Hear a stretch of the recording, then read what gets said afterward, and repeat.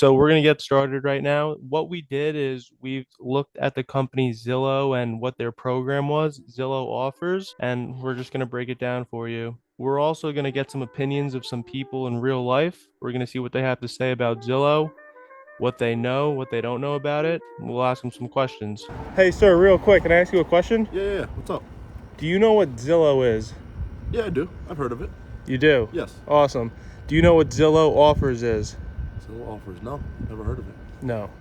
All right. Real quick, sir, can I buy your house for cash? No.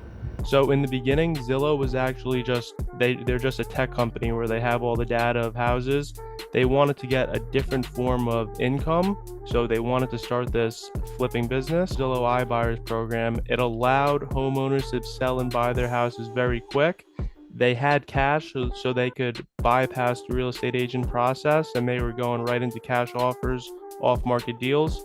So you could buy a house in like less than a week if you have cash and you're ready to go. So like I just said, it provides cash offers on the homes, and without real estate agents, I've also said that there was no fees or commission since it is an off-market deal. So how it works is they used to have, if you guys noticed and were ever on Zillow, a what is my house worth or give me an offer for it. They don't have it anymore because it technically did fail, but you could press that button, put in all the information you had, pictures if you had it as well, and Zillow would appraise the houses based on the location in the country, based on the age, the condition, etc.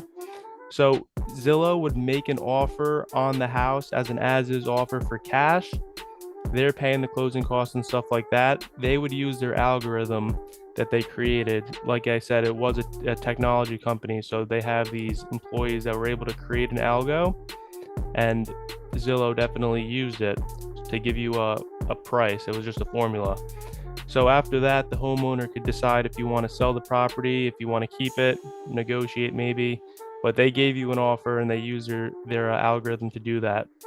So if the homeowner did want to sell, they would buy the property for cash, have a team and have management in place and systems in place to renovate it quick all throughout the country and then resell it for a profit. That was their goal, and that's what they tried to do. Going into the benefits now, we're just going to speak about the benefits for the company, and on the right side, we're going to talk about the benefits for the person selling the property. Like I said before, they created a new stream of revenue.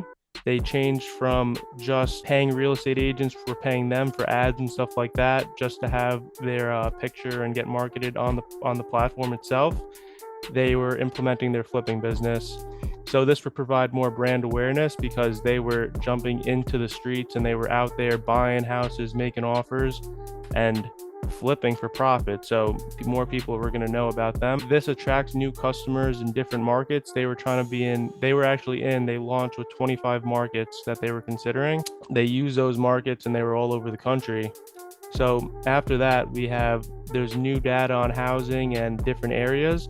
Since they were the ones making offers and getting into the market, they were jumping in there right away. They had the data in real time since they were in the street. They weren't just looking at the numbers from afar. They were in the trenches, as you would say, making offers.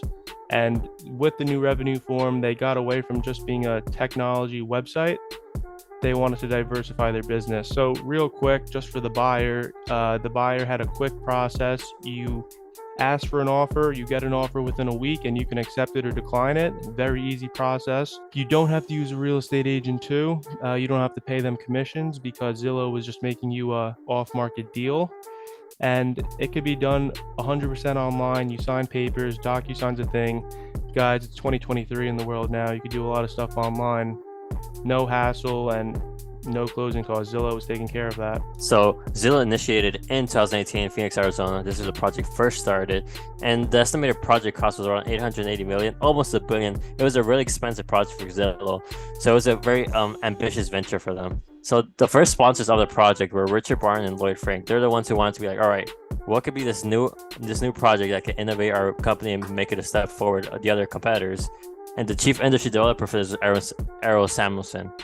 This took over, as Thomas mentioned before, over 25 initial markets all over the globe. Over the United States.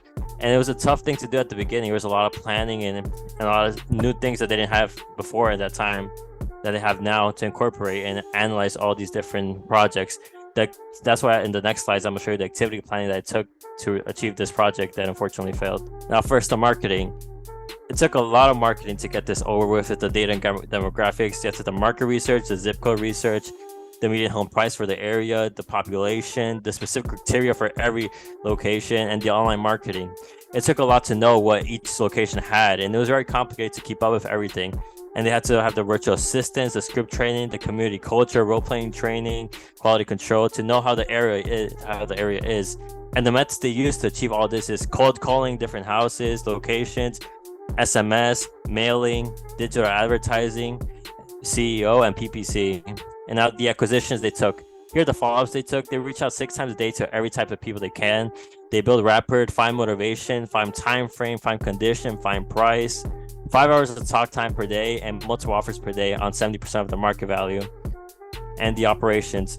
They had to look up the houses and see what they were and talk to many contractors, and they had photos inspections to coordinate how the property was and insert lockbox on the property so others can view the house. The contractors would communicate with the subcontractors. It was stay in communication, and the managerial skills are very important to understand how the organization and everything works. The construction, you have to book books for materials, books for labor, and manage laborers. And the quality control had to be tip-top to perform this. Now, the market analysis. They had to have an inventory of number of houses available and the houses up for sale that they could actually buy and purchase. And to do this, they had to target the demographic of the area with the population, age, income, and education level of the person selling the house, but also the location of people buying it, because they can't put a house too expensive in an area that people can't really afford it.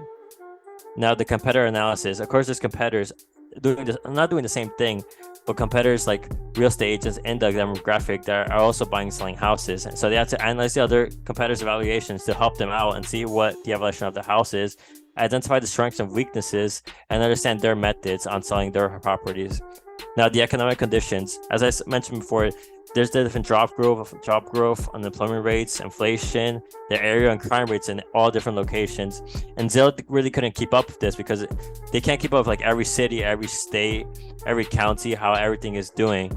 So they had a very complicated like finding out what was the best price for each location. And it kind of like, it was so much work that it built up to them and they couldn't handle it anymore.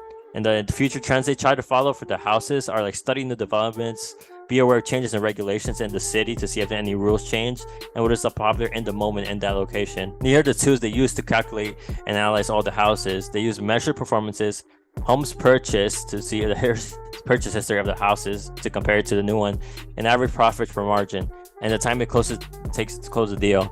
And here are the risk management analysis. They identify potential risk, it develops strategy against risk, and minimize potential negative impacts.